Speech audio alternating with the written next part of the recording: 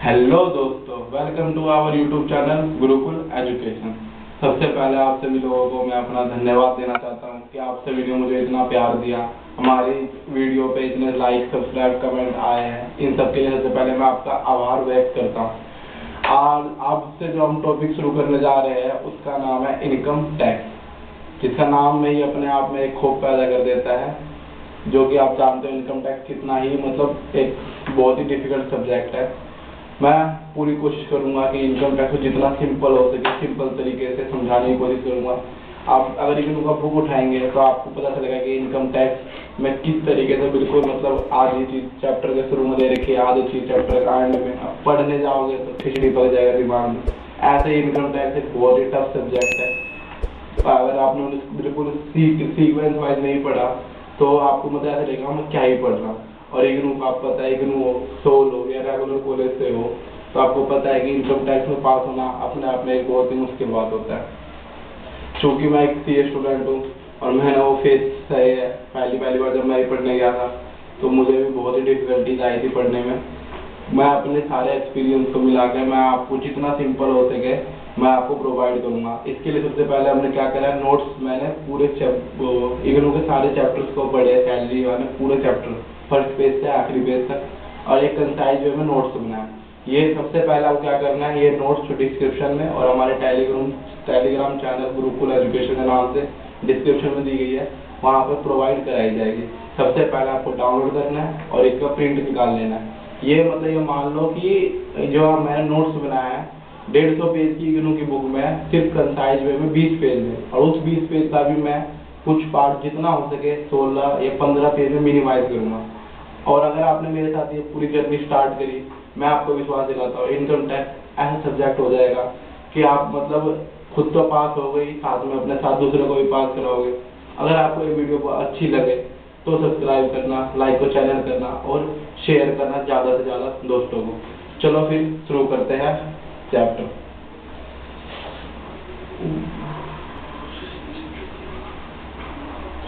हाँ, अब जैसे देखते हैं income under head salary. Chapter का नाम क्या है हमारा, सैलरी। ठीक है, चैप्टर हमारा शुरू होता है सेक्शन नंबर 15 से सेक्शन नंबर 17। कहाँ से, सेक्शन 15 से लेकर सेक्शन 17 हम पढ़ रहे हैं इनकम टैक्स एक्ट 1961, यानी जो इनकम टैक्स एक्ट है वो 1961 वाला हम एक्ट पढ़ रहे हैं। ठीक है, और हमारा सैलरी में सिर्फ 3 सेक्शन है। कौन कौन से, section number 15, section number 16, section number 17। Section number 15, section number 15 क्या है, एक चार्जिंग सेक्शन है, यानी जो कि हमें बताता है कि किस किस पे चार्ज रहेगा, यानी कौन कौन सी चीजें चार्ज में आएगी। फिर सेक्शन नंबर 16, सॉरी यहाँ पे 10 प्रिंट हो गया, 15 ही आ गया, फिर अब 16 कर लेना। सेक्शन नंबर 16 यानी हमने जो इनकम कमाई है सरकार हमें उसमें कुछ छूट देती है, रिडक्शन। जैसे मान लो मैंने 50,000 रुपए का जो आप मान लो 2 लाख सैलरी आपकी, और सरकार ने सेक्शन 16 सब क्लोज 1A में 50,000 रुपए की छूट देती है, यानी आपको 1.5 लाख तक का टैक्स पे करना पड़ेगा। इसी प्रकार से हम और भी आगे बढ़ेंगे। फिर आता है सेक्शन नंबर 17 जो कि परक्यूशिट के बारे में बात करता है, अलाउंस के बारे में बात करता है। ठीक है, जो सेक्शन नंबर 15 है चार्जिंग सेक्शन, वो बोलता है कि ड्यू और receipt which ever is earlier.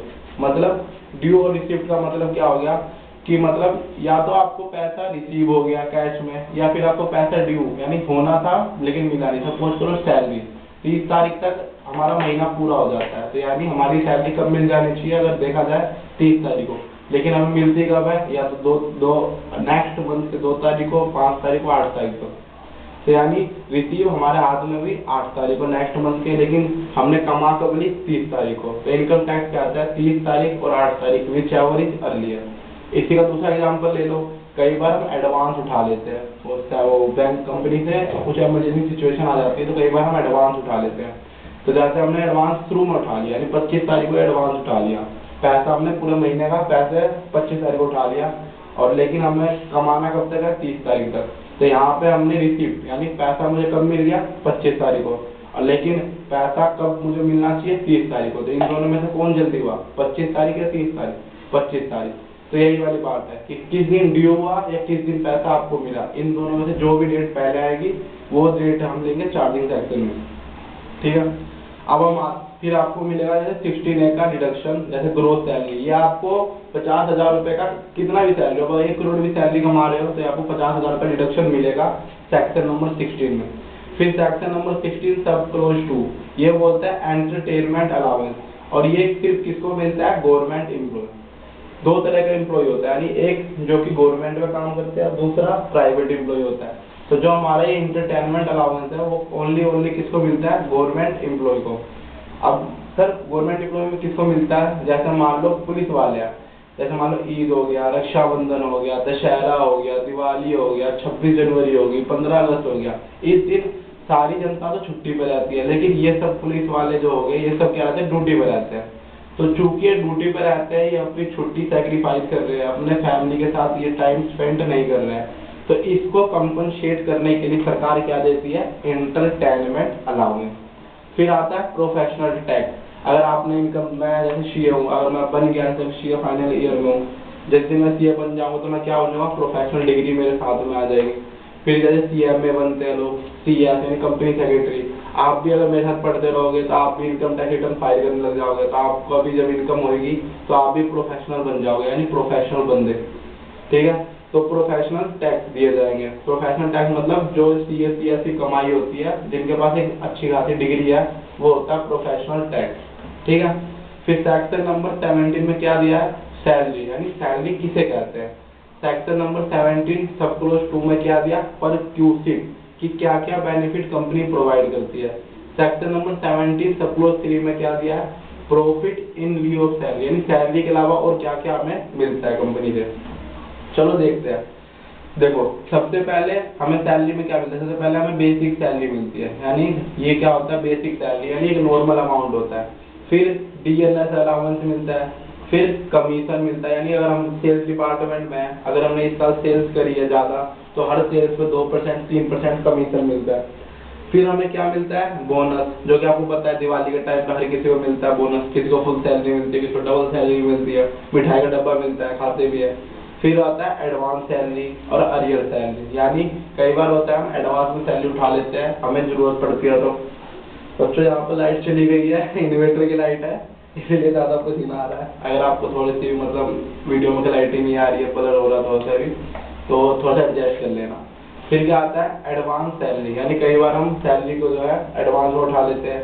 और आउटस्टैंडिंग, अगर कंपनी प्रॉफिट नहीं कमा रही होती है तो 1 महीने 2 महीने, जैसे कि आप देख रहे हो दिल्ली में जो एमसीडी वाले हैं 3 महीने 4 महीने बाद सैलरी आती है, तो हायर सैलरी हो जाती है। फिर ग्रेचुटी हो गई, पेंशन हो गया, पेंशन, ये सारी चीजें हम पढ़ेंगे, ग्रेचुटी पढ़ेंगे, पेंशन पढ़ेंगे, लीव सैलरी हो गया।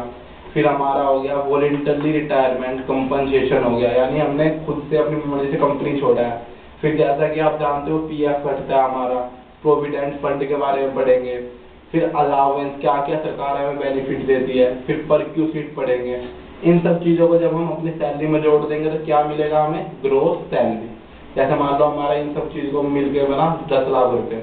फिर मैंने आपको बताया था सैलरी का क्वेश्चन आती 50,000 का डिडक्शन लेने का, क्या 50,000 का डिडक्शन लेने का, किसमें लेने का, सेक्शन नंबर 16, ये काट मान लो, ठीक है। तो सबसे पहले ग्रोथ सैलरी निकालने के बाद हम क्या करेंगे, डिडक्शन लेंगे सेक्शन नंबर 16 में 50,000 रुपए का। फिर अगर हम, मैं सीए हूँ, सीएस है, हम कोई भी आदमी, तो वो प्रोफेशनल टैक्स देता है, क्योंकि उसके पास एक क्वालिफाइड डिग्री होती है, उसकी एक रेपुटेशन होती है। फिर अगर आप पुलिस वाले हैं तो आपको एंटरटेनमेंट अलाउंस देना पड़ेगा, फौजियों को देना पड़ेगा, या कुछ जो बड़े लेवल के अफसर होते हैं जिन्हों दिन छुट्टी नहीं मिलती है, काम पे रहते हैं, उन्हें मिलता है, ठीक है। फिर हमें क्या आएगा, नेट सैलरी, यानी ये वो सैलरी होती है जो हमें एक्चुअली मिलता है, जिस पर टैक्स नहीं देना होता है। अब कुछ इंपॉर्टेंट टर्म पढ़ लेते हैं कि कब हम कहेंगे कि सैलरी मिला है। सबसे पहले सैलरी के लिए 2 चीज होनी चाहिए, यानी एम्प्लॉयर एम्प्लॉय रिलेशनशिप, यानी एम्प्लॉयर भी होना चाहिए और एम्प्लॉय, इन दोनों का रिलेशनशिप होना चाहिए। अगर एम्प्लॉयर एम्प्लॉय रिलेशनशिप नहीं है तो हम सैलरी में उसकी कैलकुलेशन नहीं करेंगे, ठीक है। फिर जो एम्प्लॉय है वो या तो हो सकता है कि पूरे 8 घंटे काम करे यानी फुल टाइम, हो सकता है कि पार्ट टाइम काम करे यानी हाफ ईयर, मतलब पार्ट टाइम जैसे वर्क फ्रॉम होम होता है या कुछ घंटों का काम होता है वो करना चाहिए, ठीक है। फिर आता है सेंटर ऑफ सैलरी, यानी हो सकता है कि वो अपनी सैलरी ना ले, फ्री में भी काम कर रहा है, पर उसे सैलरी में काउंट करेंगे। अब देखो मैंने सबसे पहले आपको क्या बताया था कि सैलरी के लिए एम्प्लॉय एम्प्लॉय रिलेशनशिप होते हैं। अब जो हमें पता है, जो हम विधायक चुनते हैं वो संसद में जाकर बैठते हैं और उन्हें भी पैसा मिलता है, तो क्या सर वो भी सैलरी लेते हैं विधायक? नहीं, विधायक जो मेंबर्स ऑफ पार्लियामेंट जो है, यानी जो विधायक हमारे संसद में बैठते हैं हमारे लिए, उन्हें सैलरी नहीं मिलता, उन्हें मिलता है पैसा। वो क्या होते हैं? हमारे प्रतिनिधि होते हैं, यानी हम जो है जनता ने उन्हें चुना होता है और वो जनता के बिहाफ पे काम करते हैं, यानी वो मेरा एम्प्लॉय नहीं है, यानी हम एम्प्लॉय नहीं है, मैं उसे पैसा नहीं देता कि तू विधायक बना है मैं तुझे पैसे दूंगा काम करने के। नहीं, हमने उसे विधायक बनाया किस लिए? कि वो हमारा प्रतिनिधित्व करे, हमारे बारे में संसद में जाके हमारे जो भी यहाँ प्रॉब्लम है उसके बारे में आवाज उठाए, उसके प्रॉब्लम को सुलझाए। तो जो भी मेंबर यानी पार्लियामेंट के मेंबर यानी विधायकों को जो भी पेंशन या सैलरी मिलती है सरकार की तरफ से, वो सैलरी नहीं होती है, उनका किसी और सेक्शन में टैक्स जो है कैलकुलेट होता है।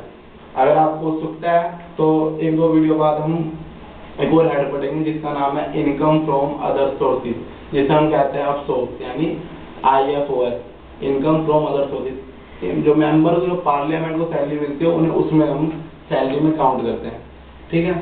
फिर अगर ये जो सैलरी आपको किससे मिलना चाहिए? हो सकता है कि आपने पिछले एम्प्लॉय का, यानी पिछली कंपनी में जिस कंपनी में काम करते थे वहाँ पे सैलरी रुकी हुई थी, वो अभी आपको रिसीव हुआ है तो वो भी काउंट होगी सैलरी में।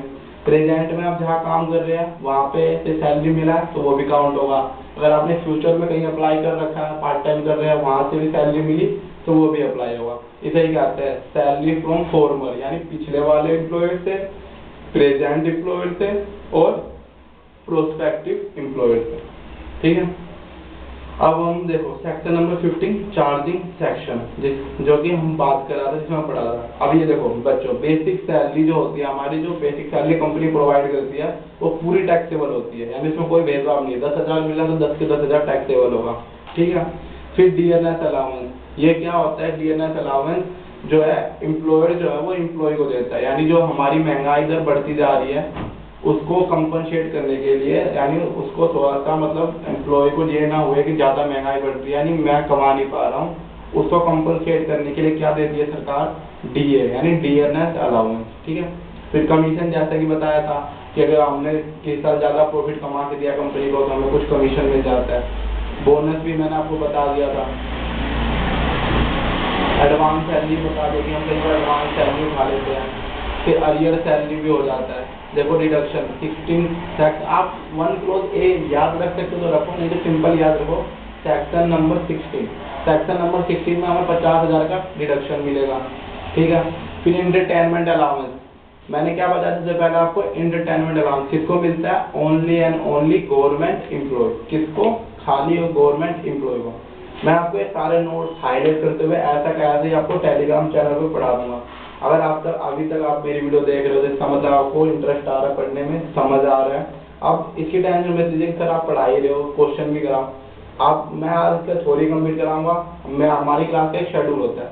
पार्ट 1 में हम कंसेप्ट करते हैं, पार्ट 2 में हम क्वेश्चन करते हैं जो इग्नू का मॉड्यूल में दिया गया, पार्ट 3 में इग्नू हो गया, सोल हो गया, रेगुलर कॉलेज हो गया, किसी के मॉड्यूल में भी हम जो कॉमन क्वेश्चन होते हैं वो कराते हैं, और पार्ट 3 में जो पेपर के क्वेश्चन होते हैं वो कराते हैं। तो ये क्या चल रहा है हमारा पार्ट 1, यानी यहाँ कंसेप्ट। अगर आपको 10% 20% समझ आ रहा है तो आप बिल्कुल ही राइट ट्रैक पे जा रहे हो। और अभी तक अगर आप हमारे चैनल के साथ जुड़े हुए हो तो लाइक करें, सब्सक्राइब करें, ज़्यादा से ज़्यादा लोगों को शेयर करें, क्योंकि आप देख सकते हैं कि एक ऐसा सब्जेक्ट है और आप यूट्यूब पे भी जाकर ढूंढोगे तो जल्दी कोई टीचर इसे पढ़ाना नहीं चाहता, या पढ़ाना चाहता तो शॉर्ट में पढ़ा देता है, ठीक है। अब देखो एंटरटेनमेंट अलाउंस जो है वो क्या है? वो हमारे लिए टैक्सेबल होता है। जैसे कि मैंने बताया पुलिस वालों को मिलता है एंटरटेनमेंट अलाउंस, या वो कोई नहीं बताएगा एंटरटेनमेंट किसे मिलता है, ठीक है। अब एंटरटेनमेंट अलाउंस गवर्नमेंट एम्प्लॉय को मिलता है, तो कितना हमें एग्जम्पशन मिलेगा? 3 कंडीशन सेटिस्फाई करनी होगी। पहला, जो बेसिक सैलरी है आपका उसका 20% लेंगे, फिर सरकार ने कितना दिया है वो लेंगे, और मैक्सिमम 5,000 रुपए तक ही हम उसे अलाउ करेंगे इनकम टैक्स एक्ट में। ये 3 चीज आपको क्या करनी होगी? याद करनी होगी। क्या? ये 3 चीज आप लिख लीजिए कॉपी में, अगर आप लिख रहे हैं पॉज करके वीडियो को।